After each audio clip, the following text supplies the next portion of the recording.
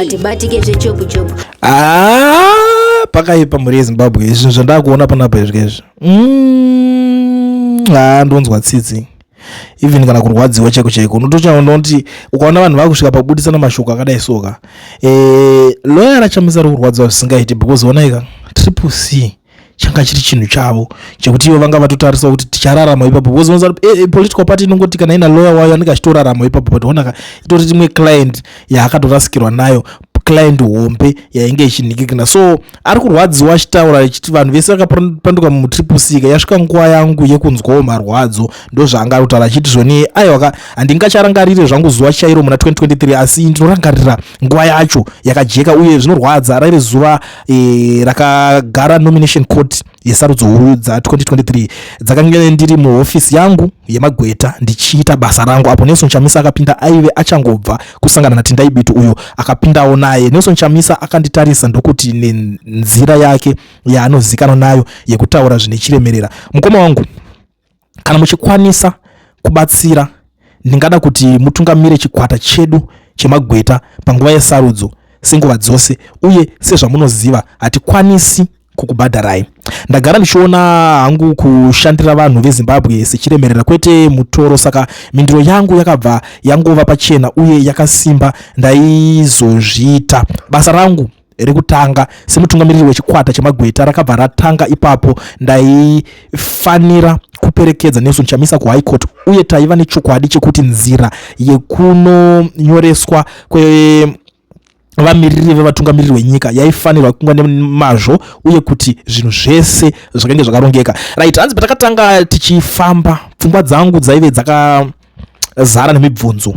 Ndaizova nechimiro chipi chechikwata? Ndiani aizova muchikwata ichi?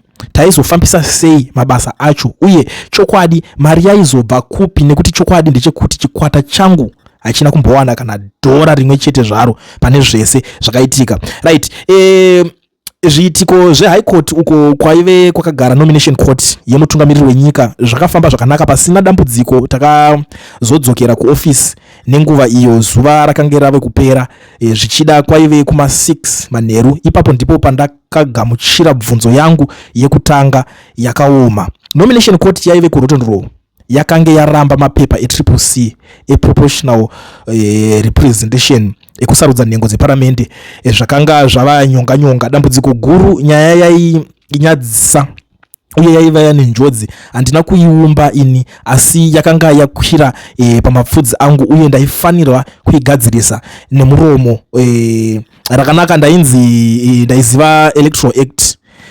ndakazama nekuziva kwatinoita munamato watinotaura tisati tadya kumba.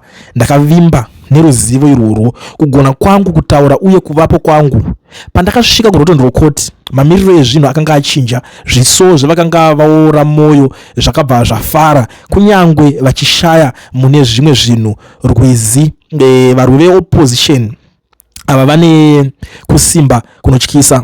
Mumaminitsi mashoma dambudziko reHarare rakanga rakagadziriswa zvandakataura zvakatozofadza ini pachangu. Kunyangwe zvazvo ndandisingarangarire, ndakabva ndadzokera muofisi mangu kuti ndiende mberi nebasa remhuri yangu, kana kuti ndizvo zvandaitofunga. Ndichiri munzira ndakafonerwa.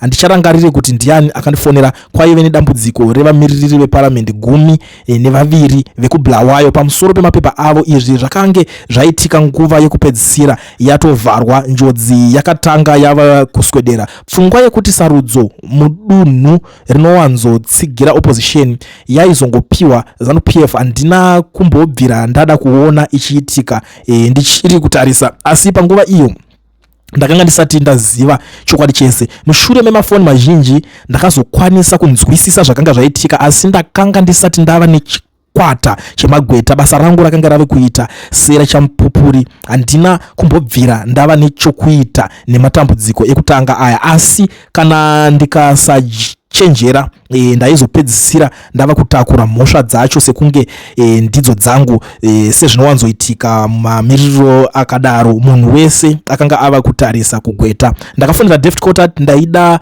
munhu aizoenda kunomination court kunomiririra nharo dzakanga dzagadzira.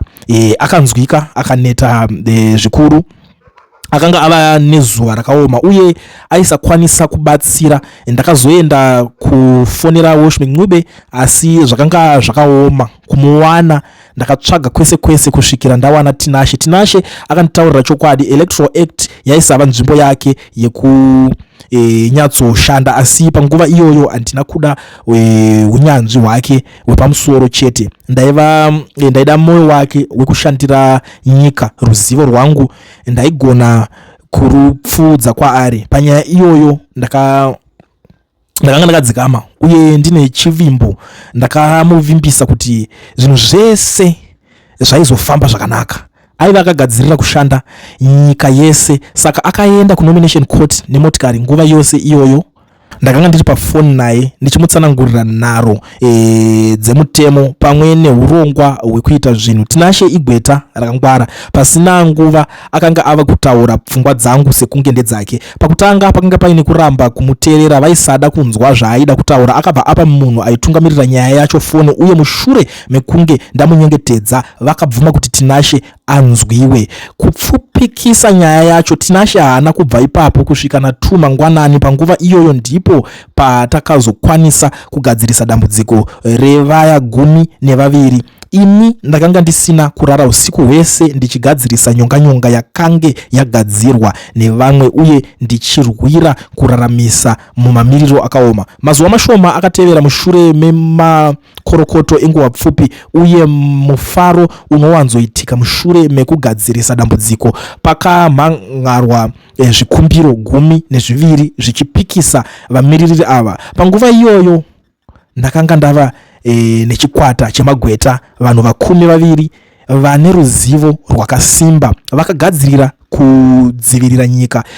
Vamiririri ava vakarangarira Tinashe semunhu akanga avaponesa uye vakabvumirana kuendesa mapepa avo kwaari. Tinashe zvino ave nhengo yakazara yechikwata akanga agadzirira kubatsira pamabasa ekutonga. Izvozvo zvakatosiya ini ndava kunyora mhinduro dzekudzivirira dzose 12. Ndakazviita usiku umwe chete.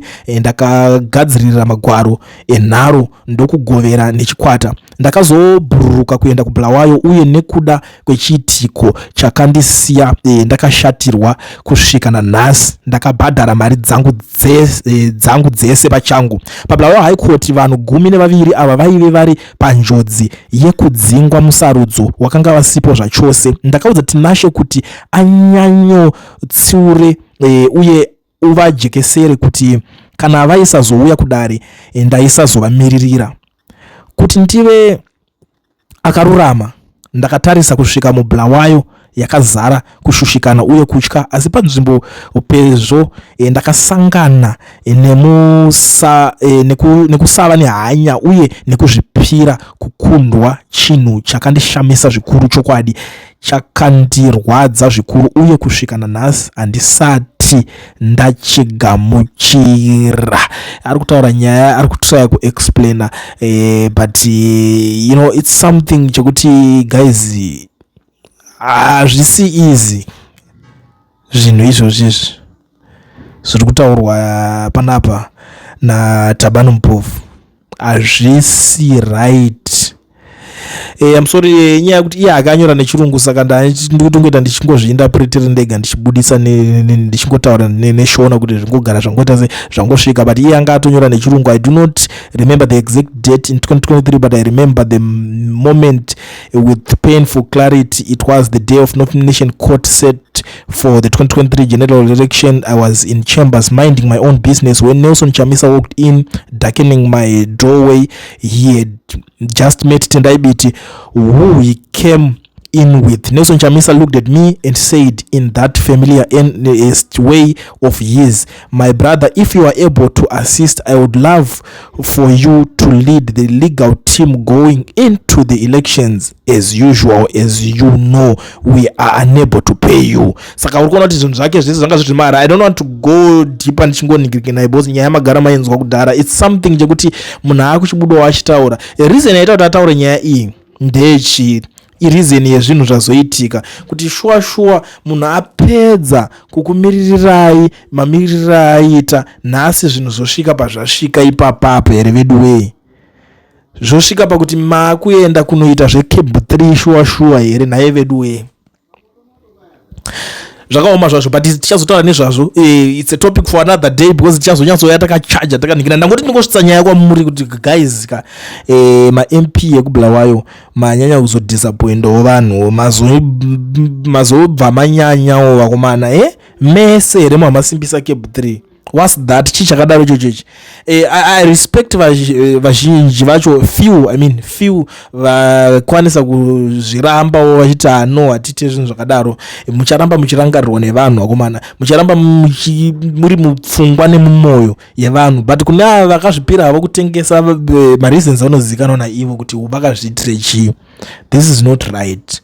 Ende manga muri kutomirirwa kuti munhu akatoshandisa mari yake. What was that for? Mari iyo inga iri suppose kunge ichitoshanda hayo zvefamily yake, atodyawo hake nemhuri yake, but akatora mari ndokubatsira. Ende zvinhu zvacho zvanga zviri kungoitwa just for free because hapana anenge ane mari yacho kana kuti ane budget. Nhasi zvazoningirikana maakubudikira muchizi matengwa, but all those things movement idai yakatobuildwa kudhara pamamato ma-MP dai maitozobuildawo movement yodzoka mugame. Chinji kuti chinhu chakatangwa from scratch, from zero resources. Imi maresources zacho maakupuwa 1 manje maakunodya kudzimba dzenyu, maakumirira kupuwa mota. It's okay, we'll talk about it, but it's sad.